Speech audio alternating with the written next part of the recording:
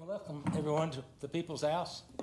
This time, the Owensboro Board of Commissioners regular meeting, December the 16th. At this time, I'll ask the City Clerk, Beth Davis, to please call the roll. Commissioner Jeff Sanford. Here. Commissioner Sharon Neesmith. Here. Mayor Tom Watson. Here. Commissioner Curtis Maglinger. Here. Mayor Pro Tem Bob Glenn. Here. Thank you. At this time, would you please stand and remove your hats for the invocation and the pledge with Commissioner Neesmith. Dear Lord, first let's start by just saying thank you for everything that you do and how guide us each day. Give the leaders in the city and our nation the wisdom and the decisions to make the right decisions each day. And create in all of us a heart brimming with compassion and kindness. Help us to always do the right thing and to be aware of the needs of others. Keep our community and those who serve it and protect it in your protection. Amen. Amen.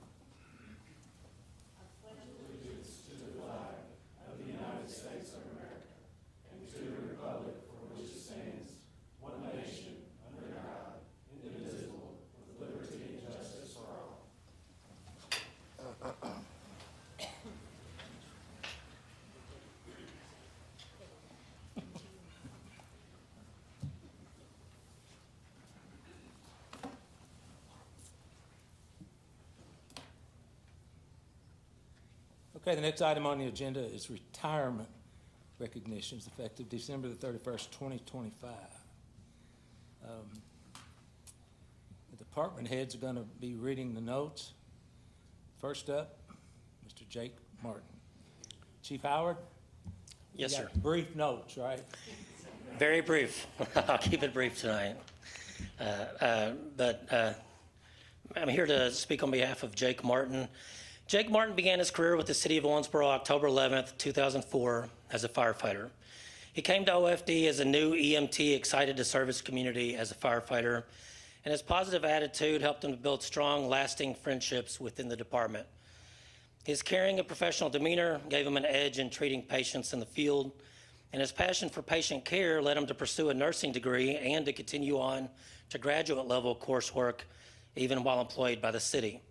He spent 21 years as a trusted advocate for those in need of emergency assistance.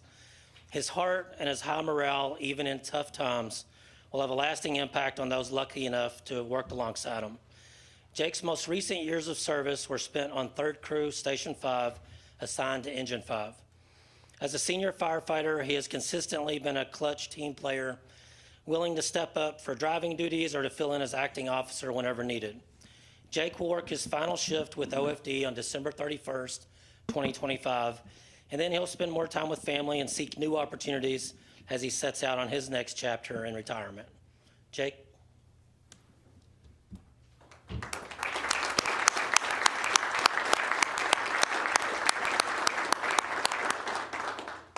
Okay. You get a piece of paper. It's a renewal for you. Okay, on behalf of all our employees, all our retirees, this is a certificate of outstanding service. Hereby recognizes Jake Martin. Oops, sorry. And extend the grateful appreciation for your outstanding service, faithfully rendered while employed by the City of Owensboro from 2004 to 2025. All those who reside in the City of Owensboro are asked to join in this recognition of appreciation the 16th day of December, 2025.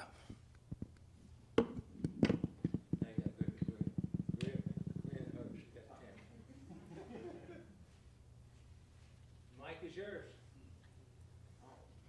You can use this one. I'll just stay right here. I'll make it quick too. I just want to say I'm grateful for the city, the community, but especially all the firefighters that I've had the honor to work with. But I've especially got to say thanks to Tori, the sacrifice behind the scenes, all that stuff she does. It wouldn't have been possible, and the rest of the support from the family. It was an honor to serve. Thank you. Let's hear it for Jake Martin.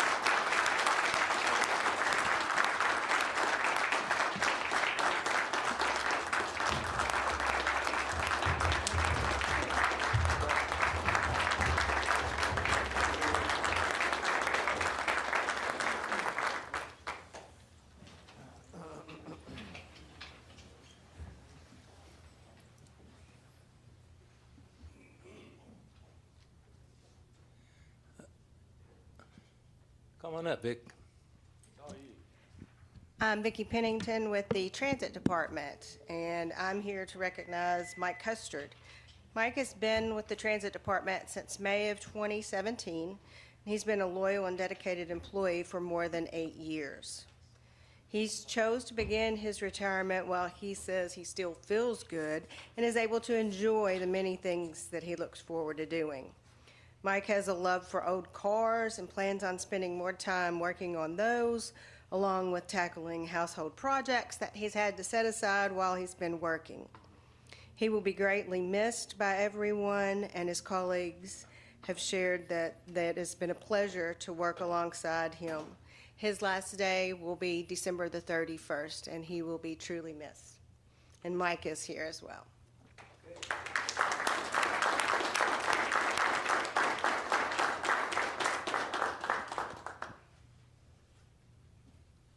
How you doing, man? I'm doing great. How are you? You retiring, really? Yes, sir. You're young. Well, thank you. Thank you. This is a certificate of outstanding service hereby recognizes Mike Custer and extends a grateful appreciation for your outstanding service, faithfully rendered while employed at the city from 2017 to 2025. All those who reside in the city of Owensboro are asked to join in this recognition of appreciation the 16th day of September. 16th day of December 2025.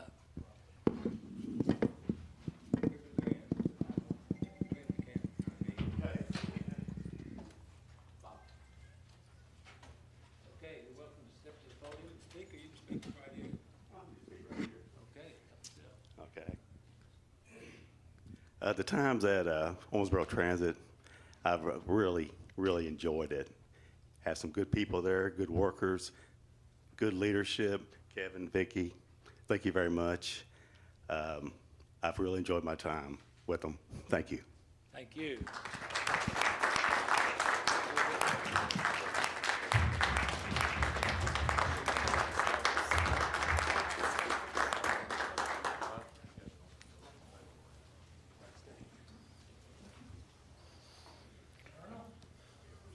Good afternoon. I'm here to recognize Jo Hall. She is not with us tonight, but she began her career with the Owensboro Police Department in 2006, and during her time with the department, she served in numerous positions to include a clerk with records, a secretary in the Criminal Investigations Division and Training Unit, and an administrative aide in the Support Services Division. As an administrative aide, she received the Chief's Award for her role in the hiring process, including testing, interviews, and background summaries.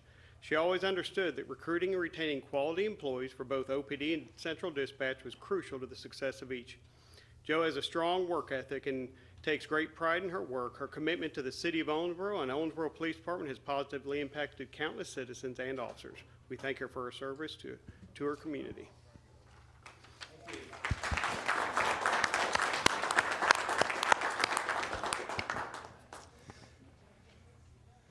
The next item on the agenda is the Cap Gardner Employee of the Year Award.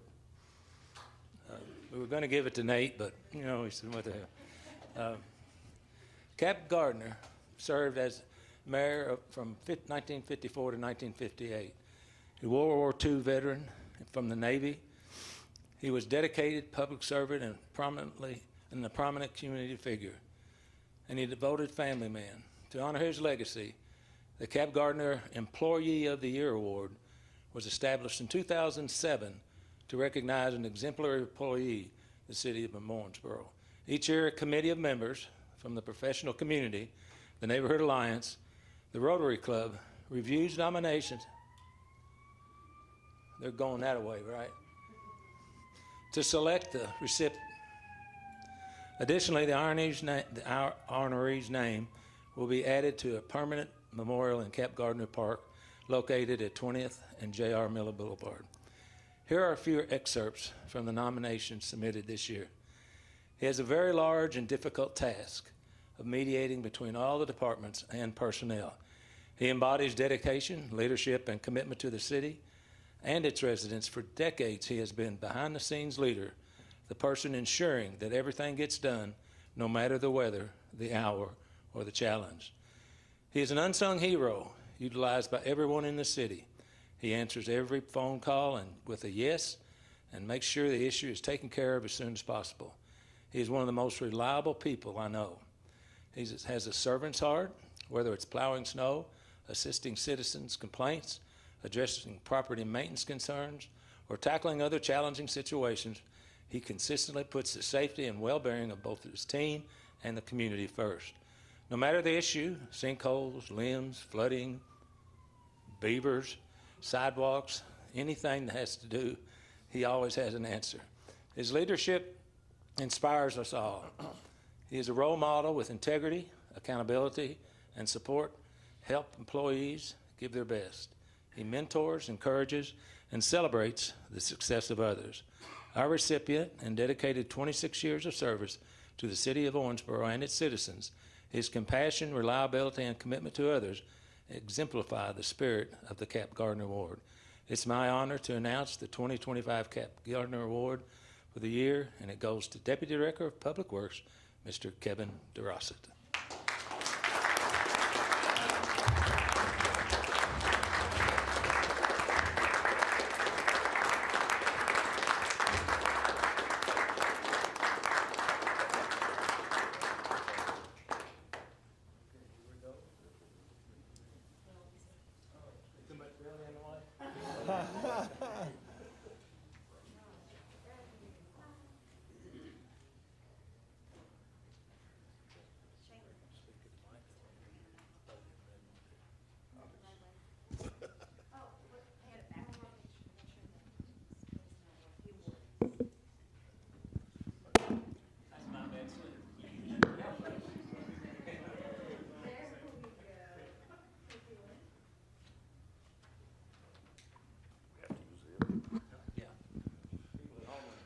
I want to thank you all for this award. I'll accept this on the behalf of Public Works, all the departments within the City Hall, OPD, Fire.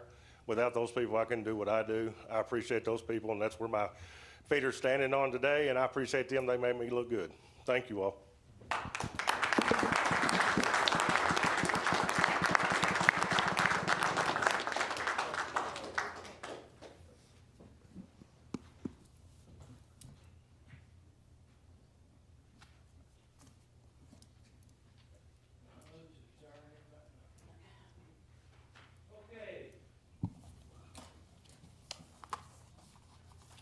City projects list. City manager. Yes, sir, Mayor. Thank you. I know we distributed that project list for your review. Really nothing to highlight in there, so happy to address any questions should you have them. I will just comment that it's good to see the walls go vertical on the new senior center over at the corner of 2nd and Carter Road, so good to see that. Other than that, happy to answer any questions should you have any. Any questions? Bob? I just got one. So I drove over to the senior center and drove in and looked, and it looks like we say December 2026, but is it possible they'll be done earlier? They're making tremendous progress. I don't know, Leland. I'll defer that question to you as far as the timeline. I mean, to me, get up there. But to me, that's good news. Yeah. Your question was timelines? Yeah. Yeah, they're making great progress right now, and basically we're looking to have them moved in around September of next year. So yeah, David was very correct in his statements in the paper. They'll get to celebrate hopefully Thanksgiving and Christmas next year, and the seniors are very excited about that. Good. Well, I'm excited too. Yeah. That's great. Thank you for your hard work and the work of that group that's working on it, constructing it. Thank you, Mayor. You're welcome. Okay, next item on the agenda is 5A.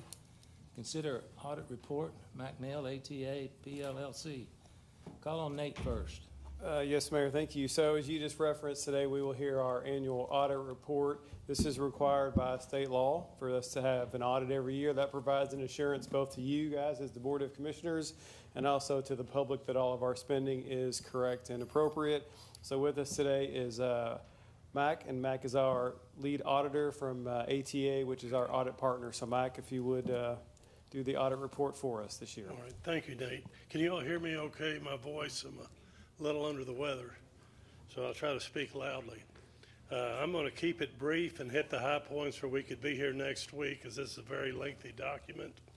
But when we start out the audit, we go through a risk assessment process. We look at system documentation, how transactions are executed within the city, and then we assess various risk.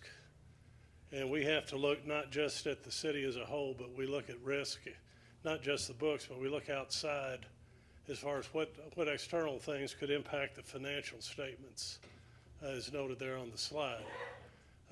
Key risks that are facing most municipalities are ransomware, data breaches. If you read in the newspapers or the publications, it's not uncommon daily with the newsletters that I subscribe to that there's a cyber attack on a municipality or a utility. And I think we're all aware of the financial and budgetary risk. Nothing's getting less expensive, it's costing us more. And there's also a risk politically with state and federal funding, regulatory risk as they relate to unfunded mandates and legislation, and workforce challenges, which I can attest to. There's labor shortages, and we have difficulty as in my profession as well as in local government maintaining skilled professionals. We go through the risk assessment. We look at the initial approach. We look at your control environment, and the big factor we factor in is monitoring how well management and elected officials monitor the financial activities of the city. And from our testing and review of everything, the monitoring is very strong at the managerial and at the executive level, at elected official level within the city. So when that's strong, things run a lot more smoothly as far as finances go. Within the report, it's very lengthy. There's a transmittal letter, management's discussion and analysis that the finance department puts in there to help explain why the numbers are the way they are. The financial section is a financial statement, and then the statistical section, underwriters such as Moody's and Standard & Poor's that rate your bonds, those statistics are in there to assist them in doing their due diligence. The financial highlights, it was an unqualified or clean opinion. Everything was in good order.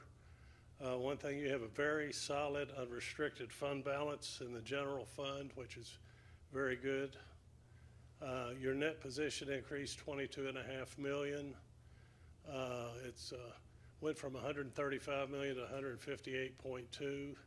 Your total assets of the city and deferred outflows are 431.4 million, with liabilities and deferred inflows of 273.2. So basically what that says is the city's on a very solid financial footing. Good news is the unfunded pension liability has decreased somewhat. I think that's stabilized as the CERS board has taken steps to stop the bleeding. I know that has increased exponentially over the last few years. And as far as the unfunded OPEB, or the health insurance for retirees, that liability has gone down immensely over the last 5 years, so that's good to see. The governmental funds of the city have a combined fund balance of 98.9 million. 43.4 of that, or 43.9%, is unassigned and available at spending at the commission's discretion. The general fund has 43.4 million. That represents 200 days worth of expenditures, and that's very solid. For the fund balance increased by 700,000 for fiscal year 25, and that's 8 consecutive years of increases in the general fund balance. And on a good note, your long-term debt decreased by 11.8 million to 129.4 million in your bonded debt.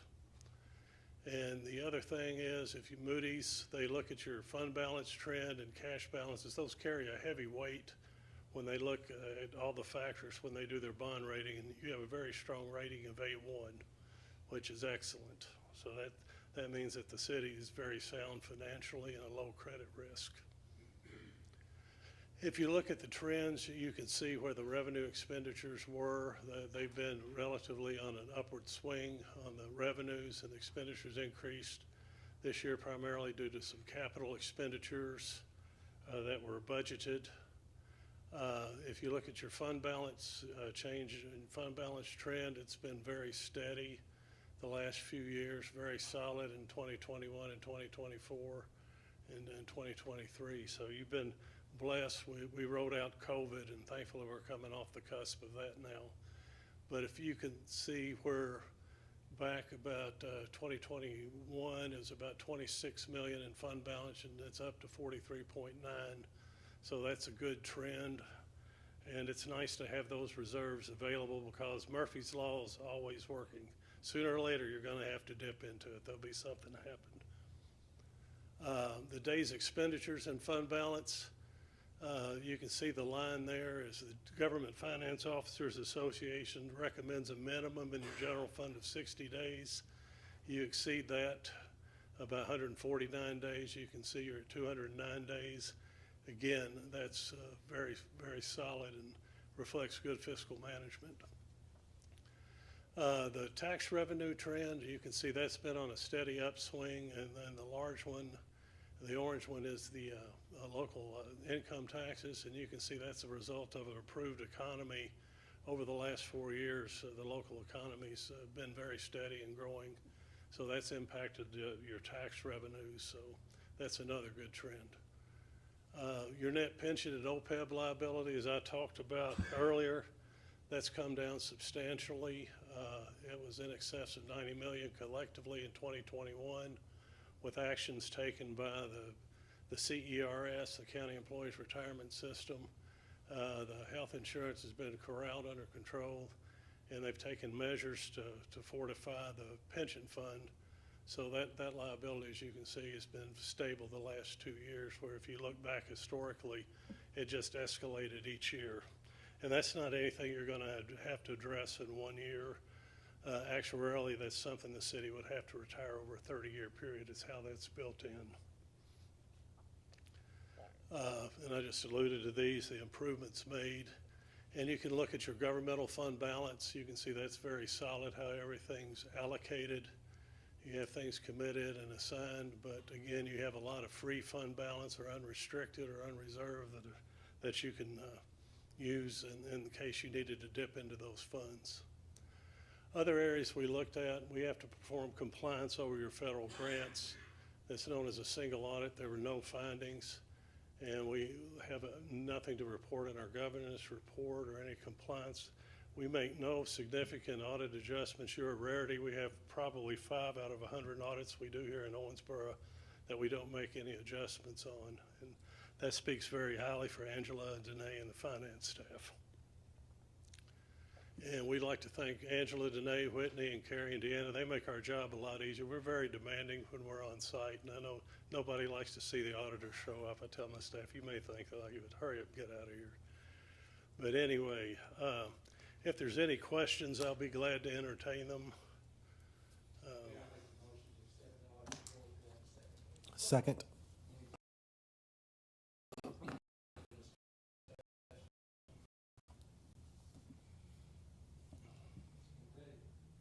in favor indicate by saying aye. Aye. All opposed? Motion carries. Thanks, Max. Well, thank you, Mr. Mayor and Commission, and I wish everybody a Merry Christmas from those of us at ATA. Merry Christmas to you as well. Thank you.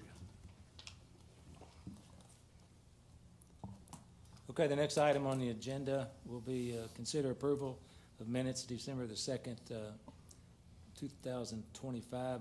Make a motion to approve. Could I have a second? Second. Any further discussion? Hearing none, all in favor indicate by saying aye. Aye. All opposed? Motion carries. Thank you. At this point, we'd like to consider the board appointments.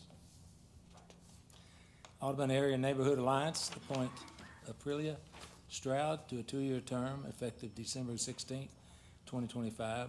Owensboro Sister Cities and Regions Board reappoint Leanne Tipton to a 3-year term effective December the 20th, 2025. Grad Regional Transportation Committee reappoint Kevin Culligan to a 1-year term effective January the 1st, 2026. Grad Council on Aging reappoint Darla Barker to a 3-year term effective January the 1st, 2026.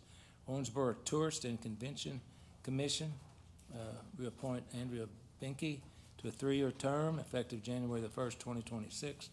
And the Senior Citizen Center of Owensboro and Davis County Board reappoint Melinda Cornell and Joe Terry to a 3-year term effective January the 1st, 2026. I'll make a motion to approve.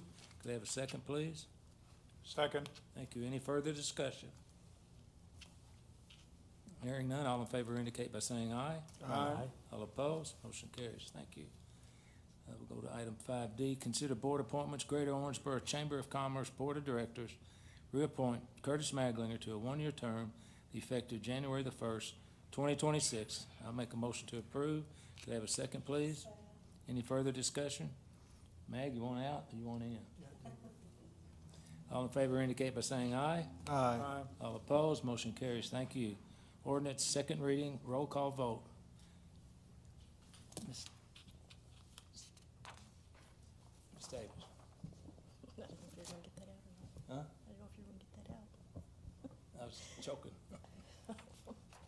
Ordinance 20-2025, an ordinance amending the annual budget for the fiscal year beginning July 1, 2025 and ending June 30, 2026, and amending ordinance 6-2025 to carry over an appropriation from prior year, appropriate additional funds for capital project and various building construction, to provide funding for a grant match, to receive and appropriate grant funds, and to appropriate funds for a land purchase.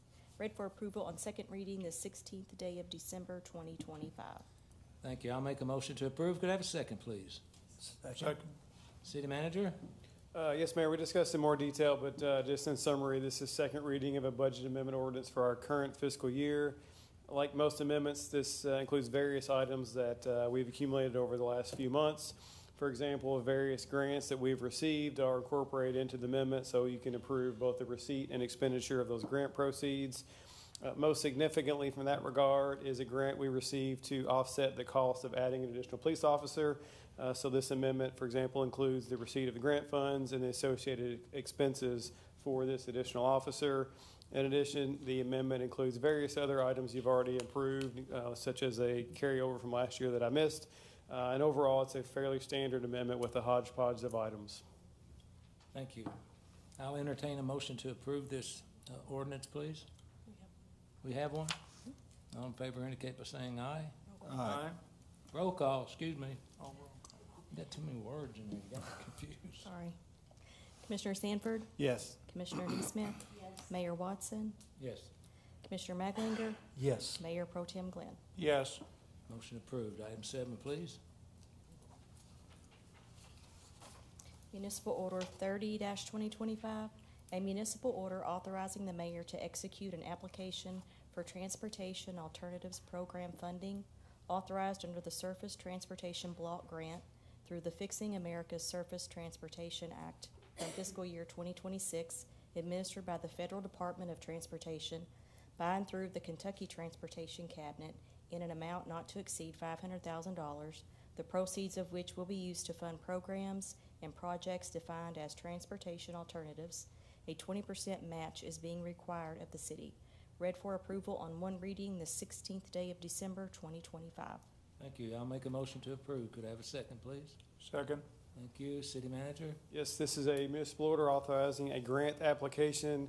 The application is for $500,000 for various sidewalk projects within the Apollo Area Neighborhood Alliance. We use the funds for sidewalk repair, replacement, and to add it to certain places that do not currently have sidewalk as well. A 20% match is required if our application is successful. Okay, any further discussion? Hearing none, all in favor indicate by saying, is it not roll call? Say aye. Aye. Aye. All opposed, motion carries. Thank you, Ms. Davis. 7B. Municipal Order 31-2025, a municipal order authorizing and directing the mayor to execute a statewide emergency management mutual aid and assistance agreement by and between the City of Owensboro, Kentucky and the Commonwealth of Kentucky, Division of Emergency Management, under the terms of which the city agrees to provide emergency aid and assistance to other Kentucky cities and counties that have approved and adopted this agreement and who request assistance in the event of a declared national, state, or local emergency or disaster, and further providing that each recipient of emergency aid and assistance shall be ultimately responsible for reimbursement of all eligible, reasonable, and documented expenses incurred by cities or counties providing assistance. Read for approval on one reading the 16th day of December, 2025. Okay, I'll make a motion to approve. Could I have a second, please? Second. City Manager? Yes, sir. This municipal order approves a statewide mutual aid agreement. The agreement standardizes and formalizes the way fire departments in Kentucky share resources for their mutual benefits. The nature of the agreement is it will be used when local resources in one particular jurisdiction are overwhelmed and need assistance from another agency. An assisting agency, however, is not obligated to respond, but can do so when they have resources available. In addition, the agreement streamlines administration and reimbursement from disasters. And you probably recall we do this whenever we're have the resources available. We've sent staff from OFD down to, I remember Mayfield when they had the tornado, to Dawson Springs. We sent some to Eastern Kentucky for flooding and swiftwater rescue folks. So we try to be good neighbors, and this just formalizes the process for doing that under the auspices of the state EMA office to coordinate. Thank you. Any other further discussion? Hearing none, all in favor indicate by saying aye. Aye. Aye. All opposed, motion carries. Item 8, city manager items. Yes, sir. Mayor, first, if you would acknowledge Angela Waninger to present the November financial report. I do acknowledge her. Thank you, Mayor. So for the financial report for the month of November and the year-to-date November, we're going to be discussing the general fund activity. So for the month of November, you may refer to page 3 of your financial packet for all of this information. So for the month, actual revenues of $11,348,327 were greater than budgeted revenues of $11,321,079, resulting in a positive variance of $27,248. This is primarily due to higher property tax, which is timing, occupational withholding, and net profits, offset by lower insurance premium license fees for the month. For our next slide, it reflects the 5 months ended November. Total actual revenues of $38,263,130 were more than budgeted revenues of $37,042,079. This is a positive variance of $1,221,051. This is primarily due to higher property taxes, occupational withholding, and net profits, offset by timing and not receiving the TIF receipts from the state and the Riverport dividend. And the TIF receipts is just a timing issue. In fact, Commonwealth Economic reached out today, and we're going to be, I think they're going to be going to the Department of Revenue for those cities that haven't received their TIF funding yet. For the next slide, for the month of November, we have actual expenditures of $7,071,589, which was more than budgeted expenditures of $6,048,295 for a variance of $1,023,295. This is primarily due to timing of an incentive payment and the transfer to OMU, offset by savings and personnel services. For the 5 months ended November, actual expenditures of $31,128,991 were less than budgeted expenditures of $34,488,534 for a variance of $3,359,543. This variance is primarily due to timing in maintenance and supplies, incentives, transfers to transit, and savings in personnel services. For our last chart, this one demonstrates the cyclical nature of the city's monthly revenues and expenses. That's the nature of our expenses and revenues. The expenses are depicted by the red bar. Revenues are depicted by the green bar. As you can see, revenues are higher in the months of November and October due to collection of property taxes. If anyone has any questions, I'd be happy to answer. Thank you. I'll make a motion to file financial report for audit. Could I have a second, please? Second. Thank you. Any further discussion? I just had one question. Based on the audit report, he talked about how our obligation for the pension has gone down significantly. So just in a basic, how that helps us, makes us more flexible financially. Do we anticipate that trend's going to continue because the state is eventually going to get rid of their state income tax? And I'm wondering if possibly that's going to change our obligation. I know we got about $83 million based on what he reported left to pay over 30 years. Right. I don't know that the income tax really is driving anything with the pension. but the state has their own actuary and their own studies, and they've got investments made, and they've got a 20-year lookout period. And so in order to fund this liability, they have developed the CERS rates to accommodate that. But as we have seen with their investing and prudent oversight, the CERS rates actually come in lower each year than what they have projected. So the state's handling all that, and it's all paid for by us through the CERS or pension rate. Okay. And again, I want to thank you and your staff for your incredible job that you've done Thank managing you. our finances. You're superstars, and we appreciate you. Well, we appreciate that very much. Thank you. Any further discussion? Hearing none, all in favor indicate by saying aye. Aye. Aye. All opposed, motion carries. Thank you. Item 8B, please. Personnel appointments, probationary, full-time, non-civil service appointment of Alexander Brickus, refuse truck driver with Public Works Sanitation, effective December 28th, 2025, contingent upon successful completion of all post-offer pre-employment requirements. For probationary, full-time, non-civil service promotional appointments, we have Jacob All, Dylan Brown, Brad Hall, Brandon Harden, Stephen James, Colby Smith, Matthew Stadfeld, and Zarek Wells as full-time, fire driver engineers with the fire department effective December 28th, and then regular full-time non-civil service appointment of William Olowinski, maintenance equipment operator with the street department effective December 30th. Mayor, Commissioners, you'll notice a lot of driver engineers there in the fire department. 6 of those were additional positions that we added in the budget this year. 2 of them were just vacancies we had at the same time. If you remember that discussion about how we transitioned 6 positions from firefighters up to driver engineers. So we're glad to get those new positions filled and provide a more clear promotional process for them. Thank you. I'll make a motion to approve. Could I have a second, please? Second. Any further discussion? Hearing none, all in favor indicate by saying aye. Aye. All opposed, motion carries. City manager comments. No other comments. Communication from elected officials. Commissioner Glenn? Just want to wish everybody a Merry Christmas. And want to thank a lot of the cultural groups that had wonderful events like the Messiah and ODT, the Owensboro Dance Theater's performance at Nutcracker. Attended those, thought they were great. Just generally ask people to exercise caution if you go to parties and drink and drive or imbibe, to be safe and get a ride or a ride share if you need help home. And that's it. I wish everybody a happy Merry Christmas and a Happy New Year. Mr. Sanford? Thanks, Mayor. Just 2 or 3 little comments here. I was invited to go to the Empowerment Academy down on Ohio Street, I believe. It's a facility for displaced students and kids. And the thing that's pretty, that I was impressed with is they teach them a lot of life skills.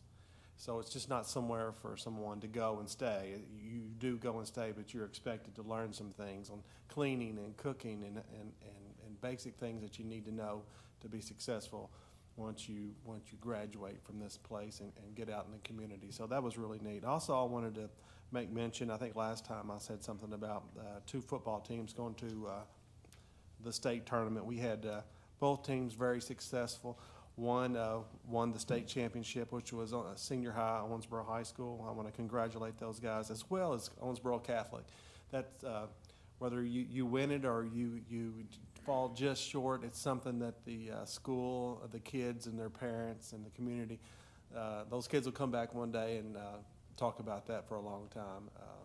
I was fortunate to have a child that played basketball at Owensboro, and they won the state championship in 15. It's something he and his friends get to talk about and I've seen them do it. They remember when this, so it's really a cool thing.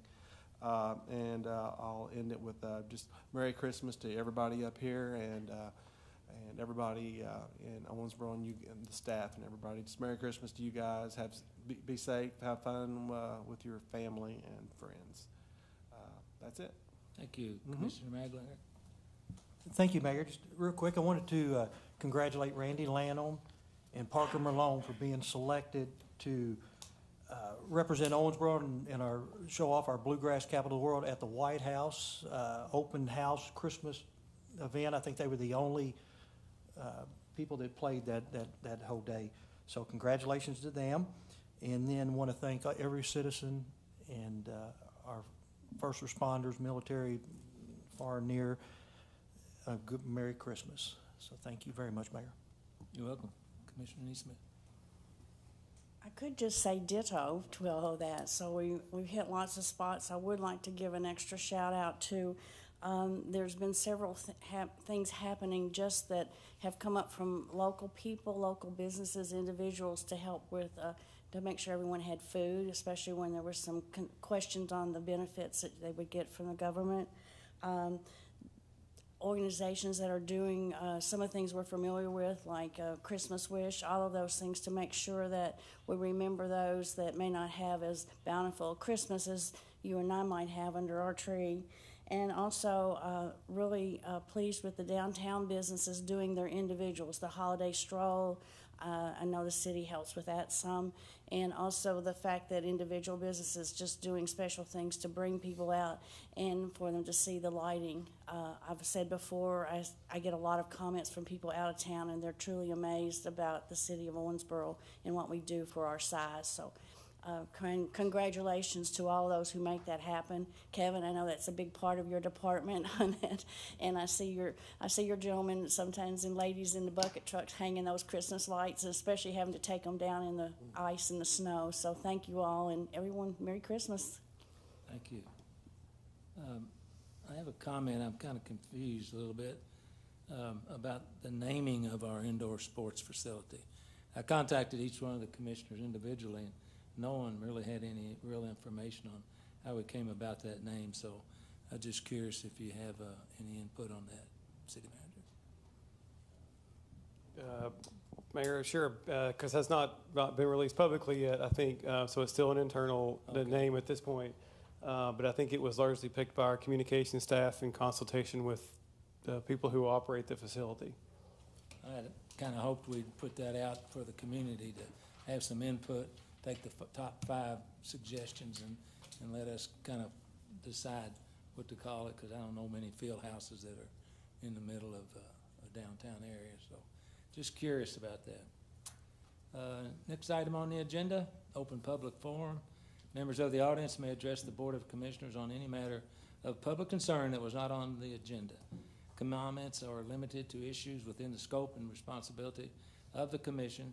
Commission meetings are held to conduct city business for the benefit of Owensboro citizens and taxpayers. At this time, anyone who wishes to address the City Commission, please make their way to the podium to be recognized. Speakers must state their name and address for the clerk's record and limit their remarks to 3 minutes or less. Any takers? Daggone. Okay. Well, we'll go to item 11. I'll make a motion to adjourn. Could I have a second? Second.